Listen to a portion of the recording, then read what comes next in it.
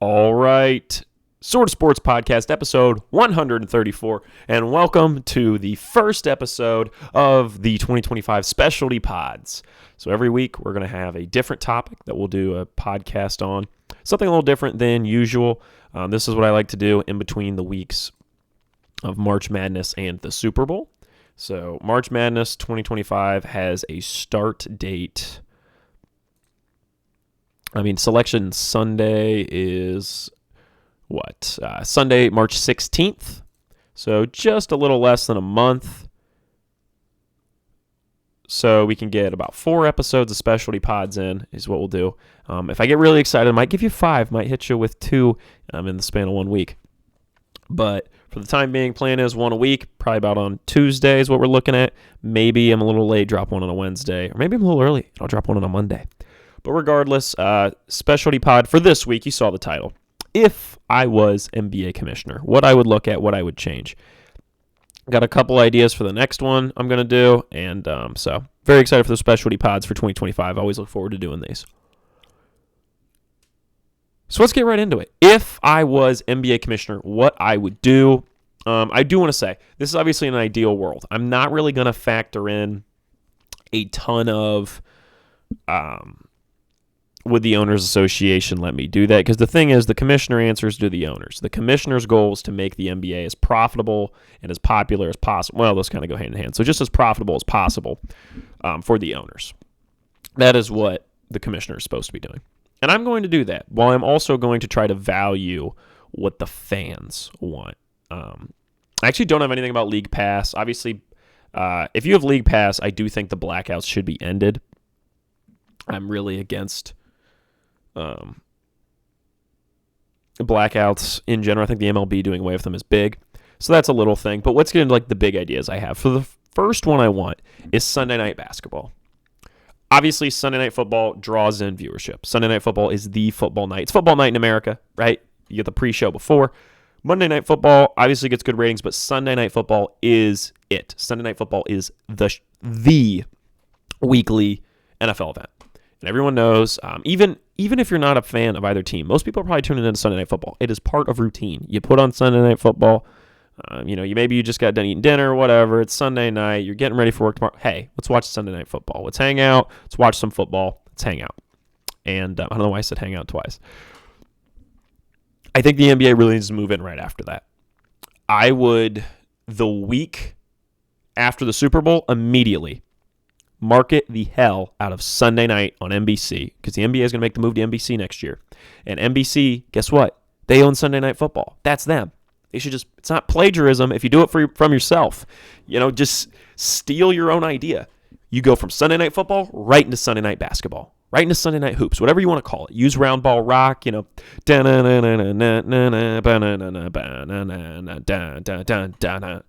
that as the theme song. Basketball Night in America. You can literally copy your own format. Make that your main night, Sunday night. Because baseball tries to do this, right? Baseball does the Sunday Night Baseball on ESPN. But it never is going to hit the same in the summer. It's just not. People get out of the habit, right? In the summer, it's very different. A lot of kids aren't going to tune in on Sunday night in the summer because it's summer. They're off school. It's not has that feeling like, Sunday Night Football. You go, I guarantee if you look up the Sunday Night Football theme right now on YouTube, one of the top comments is like the feeling when you haven't started your essay due tomorrow morning, and it'll have like a ton of likes because it's like the last thing you do on the weekend. Basketball can move right into that. Basketball could become Sunday Night Basketball, and you're just locked in. And when the playoffs come, I would make sure I would put marquee games on Sunday night. I would just do 1 game a week. If you want to do 2, fine, we can do 2. But honestly, I would vastly prefer I would do 9 o'clock. Maybe it's a little late. Maybe 8 o'clock. Just do 8 o'clock. Sorry, West Coast viewers. You're getting Sunday Night Basketball at 5 o'clock. But I would do 8 o'clock and actually start the games on time. That's the first thing I would also do. If we say a game is starting at 8, it starts at 8. That's one of the biggest things with the NFL. Game starts at 1, starts at 1. Like, it's not going to start at 1:20. It's a big piece that the NFL does, and that's what the NBA has to follow up with. So if I'm commissioner, We're starting games on time, and we're putting in a Sunday night basketball. Every single week we'll have a marquee matchup on the Sunday night. And I want it to be a lot of different teams. The theory here is, we want to attract as many general people as possible. I don't care how many people subscribe to League Pass. I don't. I want the moms and the dads and the grandparents that don't care about the NBA and they don't like watching it and they think it's iso ball and they don't enjoy the pace of play to get caught up in the storylines of these teams and tune in. Now, here's the other thing with Sunday Night Basketball. We should probably see certain teams way more than others, just like you do with the NFL, right?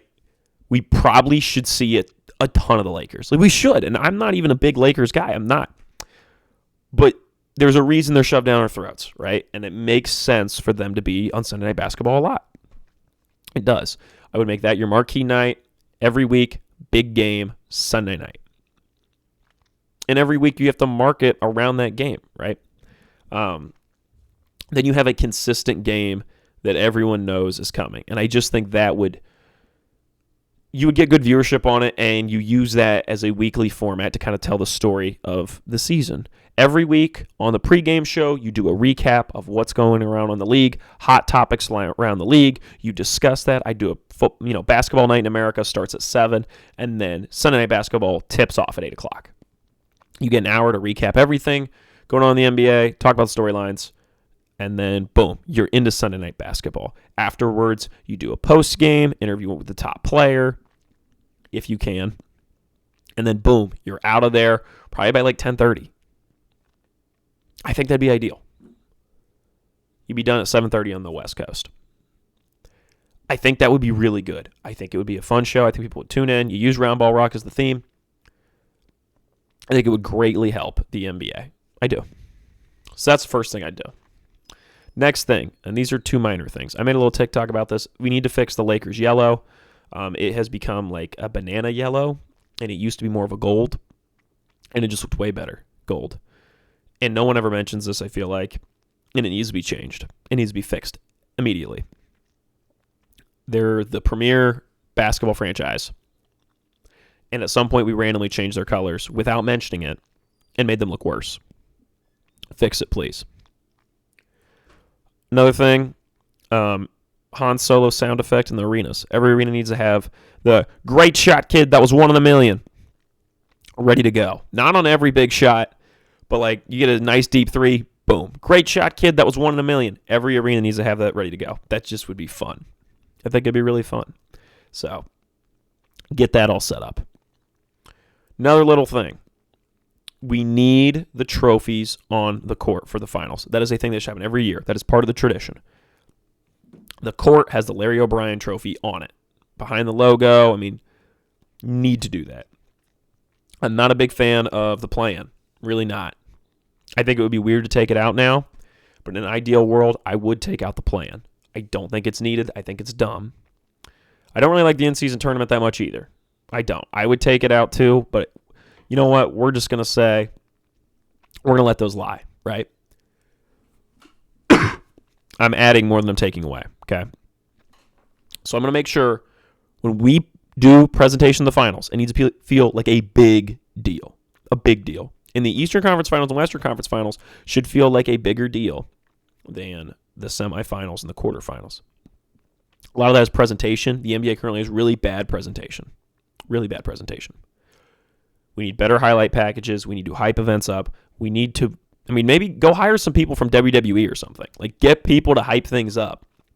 WWE has the best, bar none. It is better than the NFL. The NFL is second when it comes to this. The pre-match videos top anything any sport has. The NFL is the only one who even comes close with their pre-game, hype videos. WWE, every single pay-per-view has one of those for every single match, and they're always gas. They're set to music. It hypes up the match.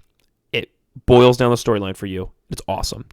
NBA should be doing the same thing before every playoff game. Where are we at in this playoff series? Why should I care? Put some cool music in the background. Chop it up. There are so many people on the internet making basketball edits. I'm sure you can find somebody to get this done, and it would be great. It would enhance every single game. Maybe you do that for every game, but I'm just saying at least for playoffs, it needs to be done. You should be doing something like that for every Sunday night basketball game, though. I do have to state that. That needs to be done for every Sunday night basketball game. Got to have a hype video. I want to add 4 teams. The NBA needs less depth. The rosters, there's so much talent out there. So much talent. And it sucks, obviously, when there's teams that are stranded and have nothing. But not having those teams puts you in a really weird spot. The worst team in the NBA right now is the Hornets. The Hornets still have some pretty good players. And it just gets you in a really weird spot where you're going to get to a point where you have these great players on teams that can't do anything. And it takes a while for teams to get good, even if you have great players. Because the great teams just have so many great players, right? If this was 2007 and the Spurs, like, look at the Spurs roster, okay? There's some decent talent there. If you took that level of roster, like, let's say their quality rating is a 4, right? A quality 4 level roster could maybe sneak into the playoffs 10, 15 years ago. Maybe it's like an 8 seed. Even without the plan. Because there were just some real shitter teams. There were just teams that had nothing on them. Like, pull up a 2004 Charlotte Bobcats roster. It's rough. It's rough. Let me make sure I'm thinking of the correct team. Let me pull up the 2004 Charlotte Bobcats. I don't want to be talking smack on a team that actually did pretty all right. Okay, 2004, 2005, they went 18-64. Well, I guess 2000. Yeah, I should have said 2005. They didn't exist technically in 2004. 2005 was their first year. Well, no wonder they were bad, Ryan. I mean, that was their first year. Come on, man, that's brutal. Oh, their coach was Bernie Bickerstaff. Yeah, that's JB's dad. Pistons legend, JB Bickerstaff. That's funny. JB was an assistant coach. Interesting. Okay. Back to the show. Look back at just like 2017. 2017 Mavericks, there's like no talent on that team. Harrison Barnes, I think, was their best player. Like, that's where we were at. And I get that's not the most fun. I understand that. But if we're at a point where there's no teams that just have, like, or just bad, like, then it's not that exciting when Cooper Flagg comes in, because it doesn't he can't automatically transform a team, because to do that, he needs, like, a bunch of good guys. You don't see those quick turnarounds you used to see. In the NFL, you do still see that, right? I think most people look at the Commies roster last year, probably like, there's not a lot here, because there wasn't. You bring in Jaden Daniels, he elevates talent, boom, look where they're at now. You can't really do that in the NBA anymore, because to be good, you have to have so much talent. Like, your top-level teams, like the Thunder, like the Celtics, like the Cavs, they're loaded with talent. Like, there's so much talent on those rosters. And while that's fun to watch the top teams, the bottom teams really, really should be better. I mean, it's just a weird spot. And I think we could honestly, I think everyone knows we need at least 2 expansion teams. I'm going to go brutal. I think we need 4. I really do. I would add 4 teams. Seattle and Vegas are the obvious 2. Obviously, that adds 2 teams to the Western Conference. What I would do from there is move either Minnesota or Memphis to the East. I'm willing to bet they would do Minnesota, just because then you get Anthony Edwards, a conference he can kind of dominate. I think the argument for Memphis would be, well, you give Ja a conference to dominate, but I think the NBA is pretty out on marketing Ja at the moment. I say at the moment. It's been like that for years now. So I don't think, but Memphis would obviously make a lot of sense, but I don't think Memphis would be the one. I think they'd probably move Minnesota. But regardless, we're adding a team in Seattle and Vegas. You look over at the Eastern Conference and you say, okay, well, Ryan, you're adding 4 teams. What are the other 2? I think what makes sense is most likely Vancouver. Obviously, they had the Grizzlies back in the day. That, granted, would be another Western Conference team. So we are probably most likely moving the Memphis Grizzlies to the East.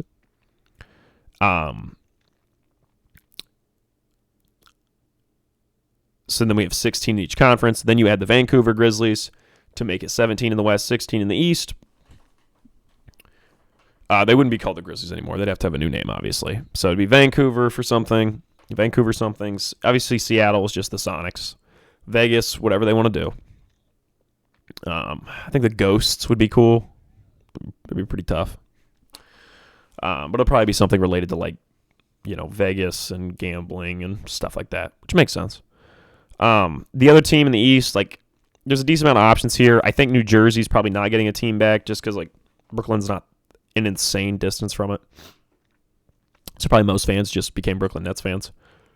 I think Baltimore could be interesting. They obviously have had an NBA team in the past. Well, they were NBA, right? Or were they ABA? Let me check. Yeah, I think were the Bullets ABA or NBA?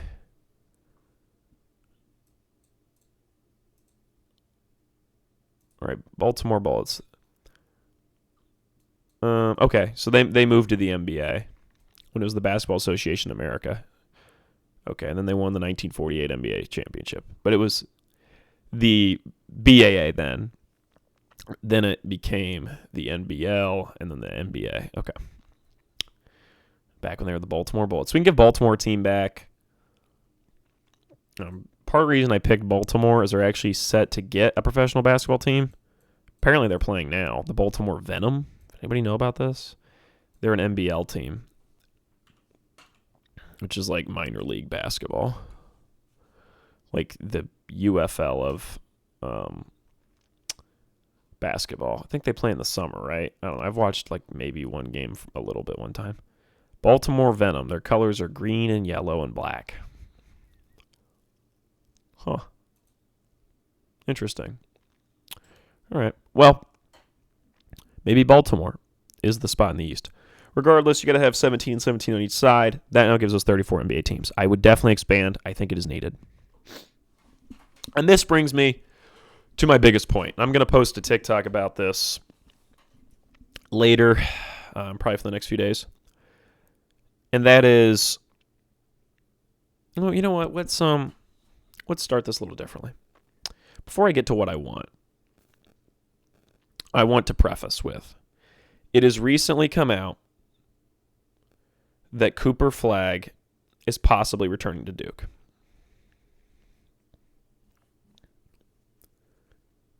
He's obviously got a lot of NIL money.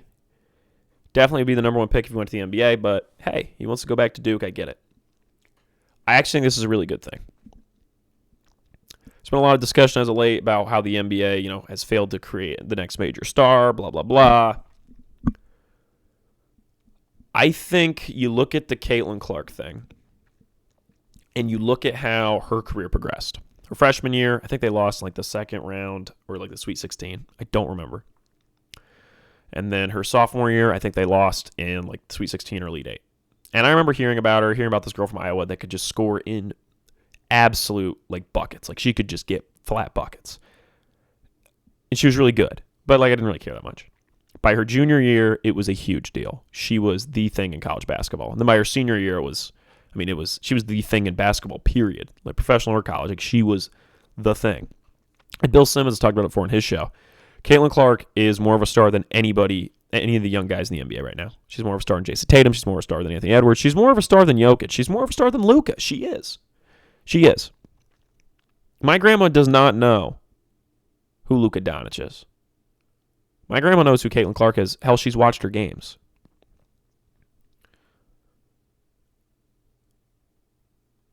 And part of that is because she went to college for 4 years.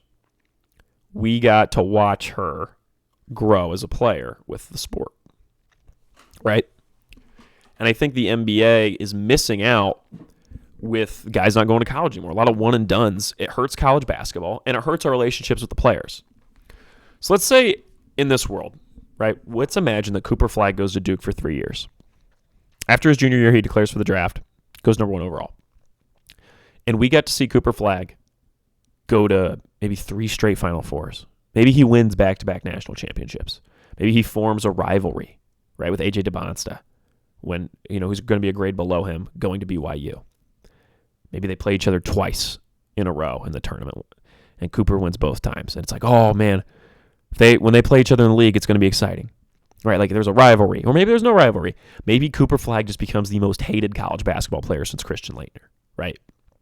Or J.J. Redick. Just he becomes the next hateable Duke guy. That could happen if he goes for 3 years. If Cooper Flagg goes one and done, the most we can get is, wow, that was a crazy college year. That was a great freshman year, probably the best freshman year in Duke history. That's it. That's where that peaks, right? We can either get this great story that the moment he sets foot in an NBA game, it is, whoa, lights out, Cooper Flagg, college star that everyone in the country knows is here. Or that dude who busted your bracket that is really good and you know is going to be the number one pick. That's the difference, right? And I think that is a palpable difference. And I think the NBA would never do it. They'll never do it because they want to be able to draft guys as young as possible. Like after they made the decision that you can't be drafted directly out of high school, you have 1 year after, that's the most they're ever going to do. That's the most they're ever going to delay. Because they want to have the players as soon as possible. But with NIL money out there and the way it works and the way that the top level guys can make money before they're in the pros, I think it would actually benefit the NBA to put in the rule like the NFL. You got to wait 3 years after high school, then you can come to the NBA. Force your top guys to play 3 years of college basketball. I think, A, this would benefit the players. I guarantee they'd be more finished products coming into the league. I think some people would argue with me and say there's no better way to learn pro basketball than by playing. I understand that. But I find it hard to believe that playing more college basketball hurts you. Like, playing on an elite college team makes you worse than playing on, like, obviously the worst NBA team is better than the best college team. I understand that. But I find it hard to believe that, like, playing for a 20-win Wizards team is significantly better for you than playing on a great Duke team, right? Maybe I'm wrong. Maybe they wouldn't be better products. But I can tell you one thing, they'd be bigger stars. They'd be bigger names. And there would be more interest other than the fact, because Cooper Flagg's interest is going to be, yeah, he had a great freshman year, number one pick, we're all excited to see him. But the hype is there. Can you imagine how gargantuan the hype would be if he went to Duke, 3 years, won a national championship, was the player in college basketball that you talked about with your friends for years? You grew a relationship with him as a star, the same way we've done with Caitlin Clark, the same way we've done with Paige Beckers, the same way we did with Angel Reese, the same way we've done with Juju Watkins. And then you could have that with all these men's basketball stars. I really think it would be good for the NBA. I do. I think it would be great for college basketball. I think it would be great for the NBA. I think everyone benefits. But they would never do it. They'll never do it. I'm going to post this video tomorrow, and there's going to be a bunch of comments that are like, hell no. And I get it. They're never going to do it. I think it would be awesome. I think it would benefit the league greatly. And that's what I want to see. It's not going to happen. It's never going to happen. But that was everything I would do if I was NBA commissioner. Got a couple little things in there, but those are the big ideas. Maybe there's something else. If I think of anything else, I'll mention it in another episode. But those are the biggest pieces of things I would change, things that have bothered me watching the NBA. A lot of it comes down to star making and the way the game is marketed. And I'm trying not to, I don't think rules are the right thing where it's like, oh, we need to put in this rule and blah, blah, blah. Not a fan of that. As far as the All-Star game goes, I don't have strong feelings on like changing the All-Star game. I just don't. It doesn't really interest me. Like I said, if you want to get rid of the in-season tournament, by all means do it. If you want to get rid of the plan, by all means do it. I'd be fine with that. I really would. If we want to get crazy, if we're living in an ideal world, my ideal NBA season is a round robin and everybody plays each team twice. That's it. So 48 games. No, what? That's 58. 58 games. You play each team twice. Then you go into the playoffs. That'd be my ideal. But they would never do that. They would never do that. But then every game would matter. Every single game would matter. But they would never do that. And they're never going to shorten the game. Like, they're never going to shorten the schedule. Because then all your records are done. That's it. You are accepting the fact that no one will ever beat LeBron's points record. No one will ever beat, name any record that's like a career or a season record. No one will ever beat it now. And you're accepting that. No one will ever beat 73-9. That will always be the best team record ever. That's the only problem, right? And the NBA is very tied to those records. And the NFL is clearly not. Right? The NFL will make changes and just be like, yep. 17 games now. And the NBA is not going to do that. They're not. And part of it is, too, ticketing, right? Like, you make more money off more games, right? That's part of it. But as far as a viewer experience, I think it would be significantly better if it was 58 games, play each team twice. Boom. Every single game matters. If you lose to the Sixers, you're like, crap, we got to get them next time. We don't want to get swept by the Sixers. That team sucks. What does that say about us? And 58 games, you're like, wow, that's only a 24-game difference. It would make a significant change. Like, it would, a 24-game difference, you don't realize it makes every single win and loss more valuable, significantly. Enough to the point you'd feel it. That would be ideal. But they're not going to do that. They're not.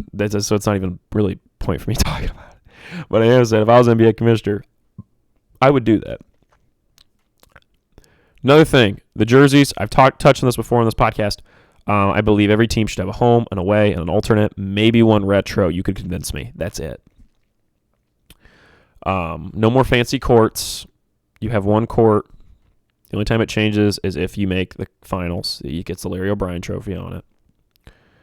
No special courts, period. I think they're dumb for the in-season tournament and the city jerseys. There are some cool ones out there. Don't get me wrong, but no. Kill the city jerseys. Kill the you wear whatever. You have a home jersey, you have an away jersey, you have an alternate, and then you have a retro. That's it. We're done. Boom. That's what I would do. Now, does that really make that big of a difference? Probably not. That was more of a personal choice. I just believe that the jerseys are getting out of hand. I do. I think we're ruining the iconicness of some of the jerseys. They definitely sound like an old man saying that, but that's how I feel. All right. That is it from me. I will see you all next week. We will either be discussing Nikola Jokic or talking about The Bachelor. So I'm very excited. Two of my favorite topics. So those will be two of the next specialty pods. I think the one after that we might be talking about television. My roommate's got me watching Moon Knight right now, but I recently started Severance, and I've just absolutely fallen in love with Severance. So we're probably going to do something about TV.